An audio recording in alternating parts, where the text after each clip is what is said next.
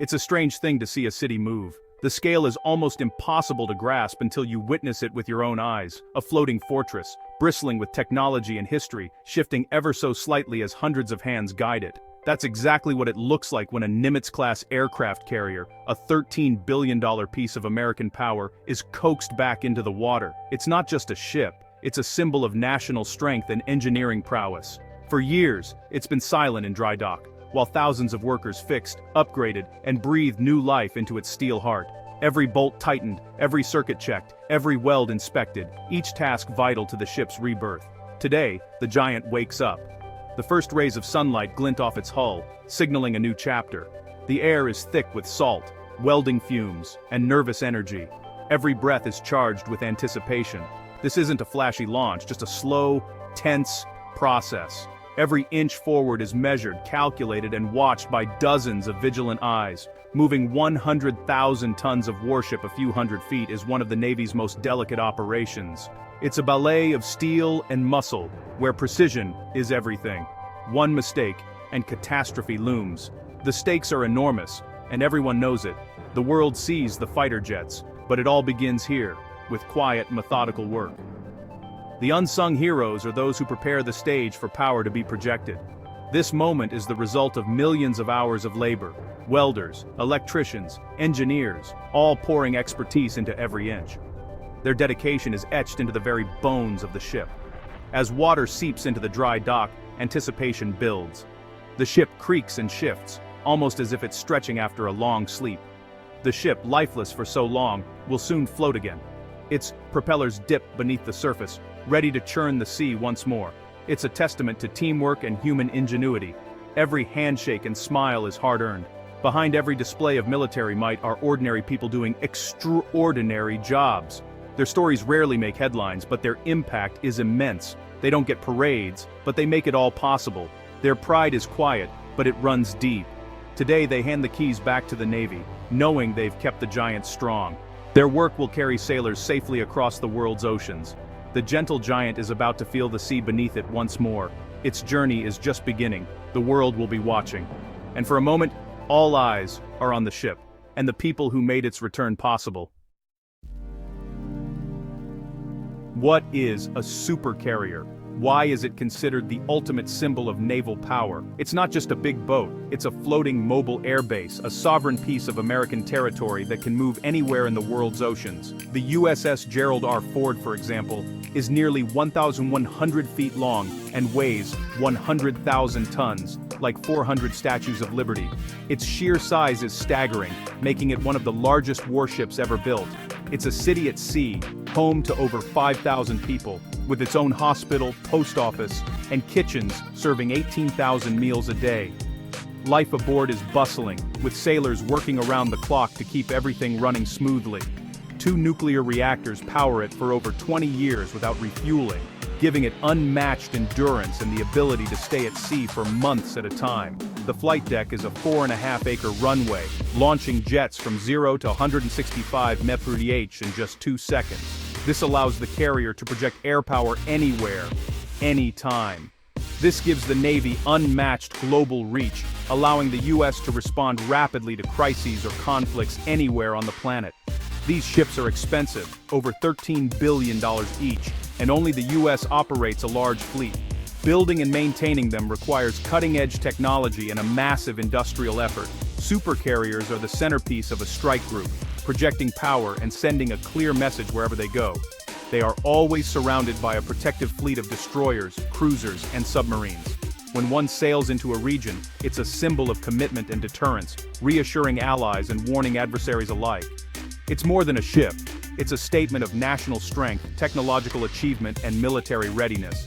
The supercarrier is a self-contained world, ready to respond anywhere on the planet, no matter the conditions or challenges it faces.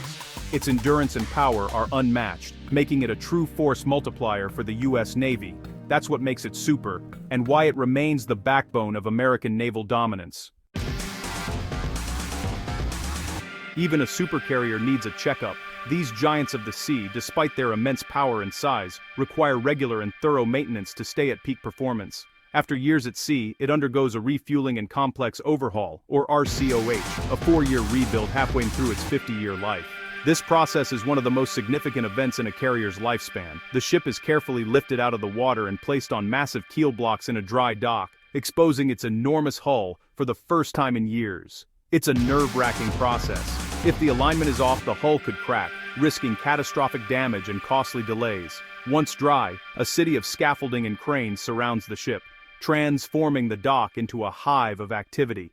Thousands of workers swarm over it, replacing propellers, refueling nuclear reactors, and upgrading combat systems. Every system is inspected, repaired, or modernized. Over 2,000 compartments are renovated, miles of cable and piping replaced, and the flight deck resurfaced to handle the next generation of aircraft. It's dirty, demanding work in tight spaces in all weather, requiring skill, endurance, and teamwork.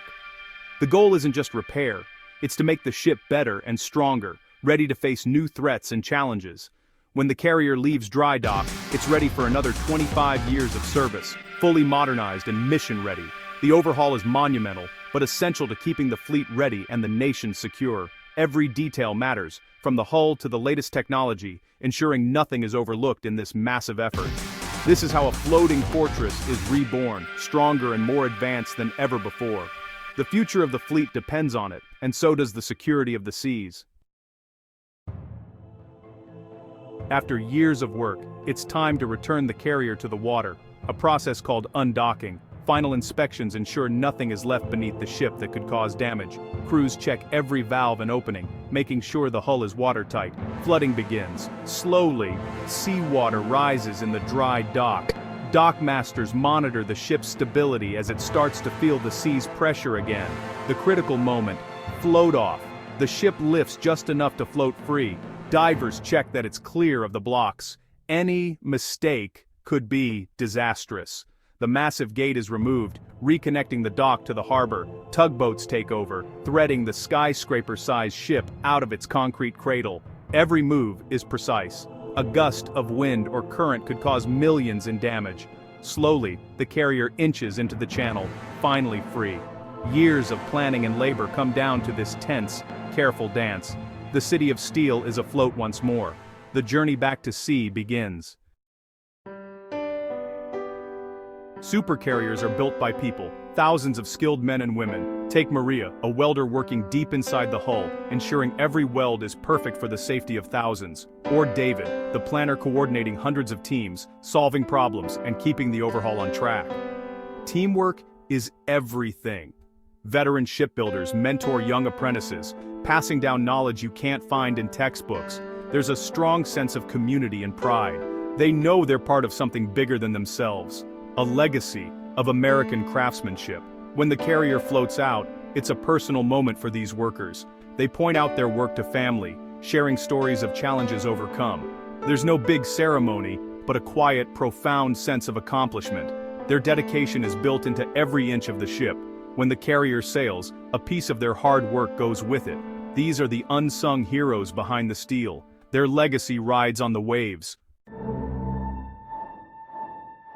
When a 100,000-ton ship is out of the water, surprises await. The hull, after years at sea, becomes its own ecosystem. Despite high-tech paint, barnacles and algae still cling on. Workers scrape them off, ensuring a clean, efficient hull. The anchors and chains get a full overhaul.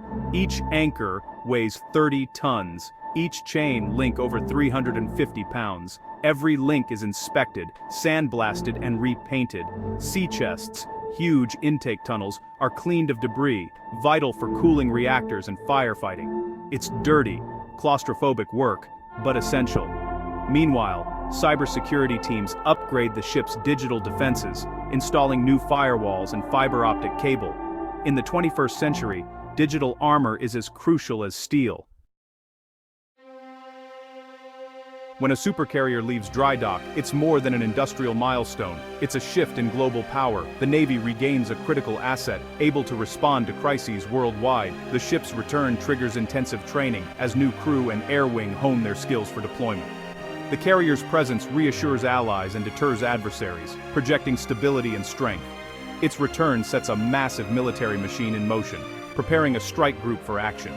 For the world, a refurbished carrier signals America's enduring commitment to security and freedom of the seas. The successful rollout demonstrates industrial and technological might. Every welder and engineer has played a part in strengthening national security. The giant is back, ready for whatever comes next. The world takes notice. Behind every dramatic launch and display of power is quiet, painstaking work. We see jets launching, but not the years of labor in the dry dock that made it possible. Military strength is built on preparation, discipline, and teamwork. No shortcuts, no missed details. The true foundation is the professionalism of those who work behind the scenes. Skilled tradespeople and engineers are the engine room of our defense. Their contribution is immeasurable, though rarely in the spotlight. The awesome power of a carrier comes from their patient, methodical excellence. Next time you see a carrier at sea, remember its journey and the thousands of hands that built it. American strength is forged in quiet dedication. That's the untold story behind every mighty ship.